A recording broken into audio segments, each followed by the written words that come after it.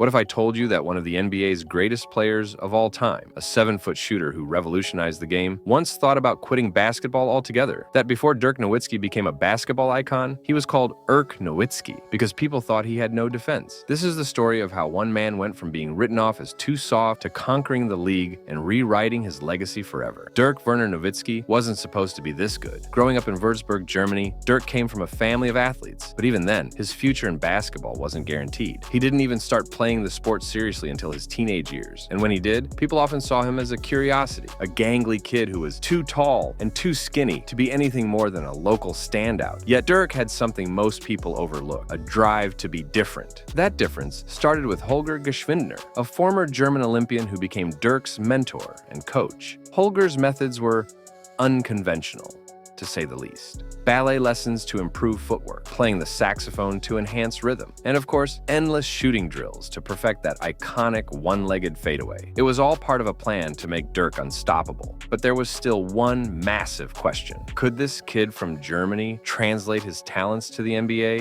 In 1998, Dirk's potential finally caught the attention of NBA scouts after a breakout performance at the Nike Hoop Summit. He dominated future NBA stars, scoring 33 points and grabbing 14 rebounds in a single game. That performance was enough for the Milwaukee Bucks to select him with the 9th overall pick in the draft, only to trade him to the Dallas Mavericks in one of the most lopsided deals in NBA history. But the transition to the NBA was anything but smooth. As a rookie, Dirk struggled mightily. The physicality of the league overwhelmed him, and the fast-paced style of play felt alien compared to what he knew in Europe. He averaged just over 8 points and 3 rebounds per game, and fans in Dallas, unfamiliar with European players at the time, quickly labeled him a bust. To make matters worse, Dirk himself admitted that he felt like an outsider in every sense of the word. He didn't speak English well, he was homesick, and he even considered giving up on the NBA entirely to return to Germany. Yet, something inside him wouldn't let him quit. The arrival of Mark Cuban as the Mavericks owner in 2000 was a turning point, not just for the franchise,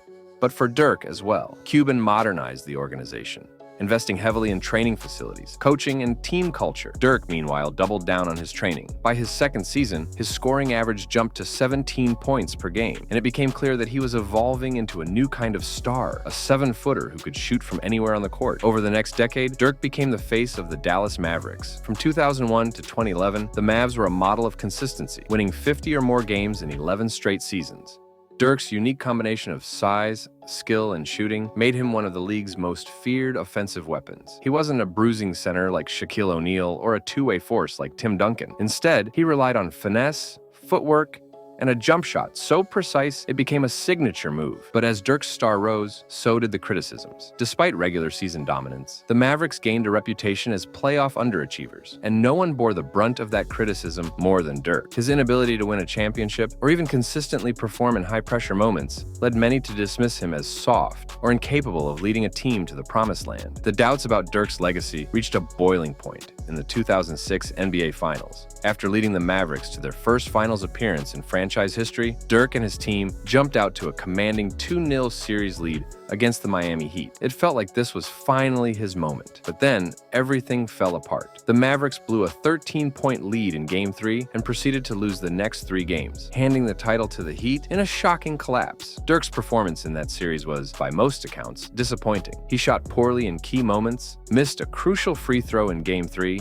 and was largely neutralized by Miami's defense. The loss was devastating. Not just for the franchise, but for Dirk personally. His detractors grew louder, calling him a choker, and questioning whether he had what it took to win at the highest level. But instead of letting that failure define him, Dirk used it as fuel. That summer, he trained harder than ever before, determined to erase the sting of that finals defeat. Little did anyone know, the seeds of one of the greatest redemption arcs in NBA history were being planted. Over the next few years, Dirk continued to perform at an elite level, even winning the 2007 MVP award. But playoff success remained elusive. In 2007, his 67-win Mavericks team suffered one of the biggest upsets in NBA history, losing to the 8th-seeded Golden State Warriors in the first round. For Dirk, it was another crushing blow to his legacy. Each passing season without a title added to the narrative that he was great, but not great enough. Still, Dirk never wavered in his commitment to Dallas. Unlike other stars of his era, he never sought out a super team or demanded a trade. He remained loyal to the Mavericks,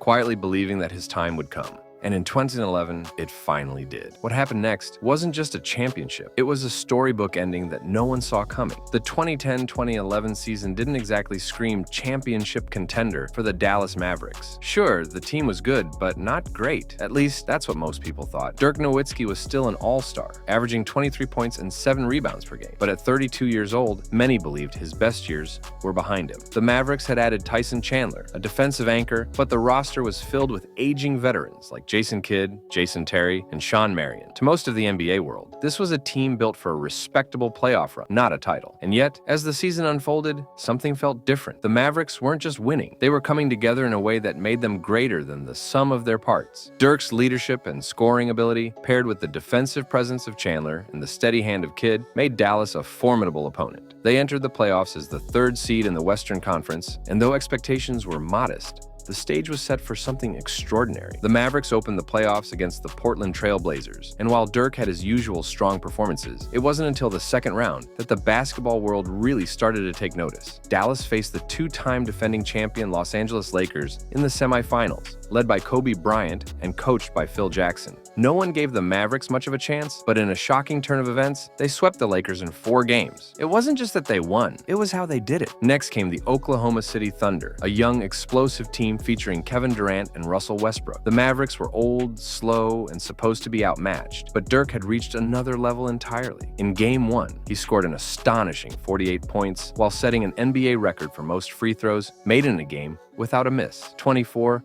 for 24. He followed that with a 40-point performance in Game 4, helping Dallas take control of the series. The Mavericks closed out the Thunder in 5 games, and suddenly they were back in the NBA Finals. But waiting for them was the Miami Heat, the league's newest villain. LeBron James and Chris Bosh had formed a super team in Miami, and their arrival had dominated headlines all season. The Heat were heavy favorites, and for good reason. They were younger, faster, and more athletic than Dallas. Most people thought the finals were a foregone conclusion. Game 1 didn't go well for the Mavericks. Dirk tore a tendon in his left middle finger, and Miami cruised to an 8-point victory. It looked like the Heat were on their way to an easy series win. But then in Game 2, Dirk showed everyone why he was special. Down by 15 points with just a few minutes remaining, Dallas mounted one of the greatest comebacks in finals history. Dirk scored the team's final 9 points, including a driving left-handed layup to seal the win and tie the series at 1-1. In Game 3, Dirk fought through flu-like symptoms, evoking comparisons to Michael Jordan's famous flu game. Though the Mavericks lost a close one, Dirk's determination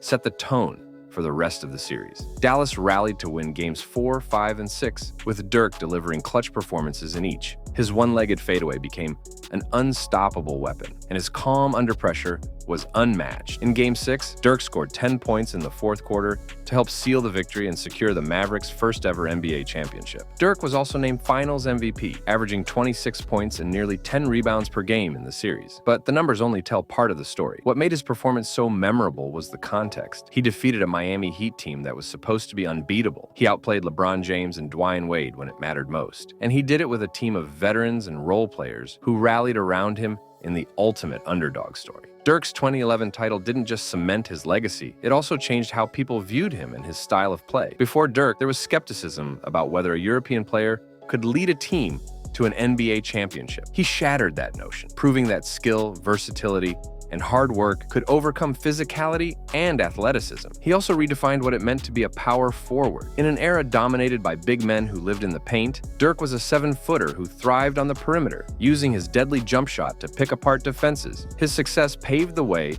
for a new generation of players, from Kevin Durant to Nikola Jokic, who now embody the versatility Dirk pioneered. Perhaps what sets Dirk apart the most is his loyalty. In an era where stars often change teams in pursuit of rings, Dirk stayed with the Mavericks for his entire 21-year career, the longest tenure with one franchise in NBA history. He turned down opportunities to join super teams because he believed in Dallas, and in the end, that belief paid off. Dirk retired in 2019 as one of the most beloved players in NBA history. He ranks 6th on the league's all-time scoring list, was a 14-time All-Star, and a 12-time All-NBA selection. But more than the stats and accolades, Dirk's legacy is about how he inspired others with his work ethic, humility, and unwavering loyalty. Dirk Nowitzki's story is one of perseverance, redemption, and staying true to yourself. From being doubted as a rookie to lifting the Larry O'Brien Trophy in 2011, he showed the world that greatness doesn't come from shortcuts. It comes from putting in the work and never giving up. For Dirk, one championship was enough to rewrite his legacy and secure his place as one of the greatest players the game has ever seen.